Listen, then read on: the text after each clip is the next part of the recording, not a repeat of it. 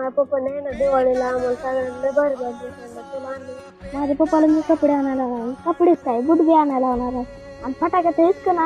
अरे मी पण तुझ्याहून जास्त फटाके आण. काय झालं? काम नाही लागलं का आज पण? पावसाने आपलं अवघडच करून ठेवलं. पावसाने सगळा आपला खेळ करून ठेवला. अरे जमिनीमध्ये माती राहिली नाही, सगळा कडक झाला. घरामध्ये पाणी घुसलं, पार घरात सगळं आपलं सामान वाहून गेलं. करायचं काय? कशी दिवाळी साजरी करायची? अरे लेकर आपली लोकांच्या लेकराच्या तोंडाकडे बघते लाडू करांच्या खाताना.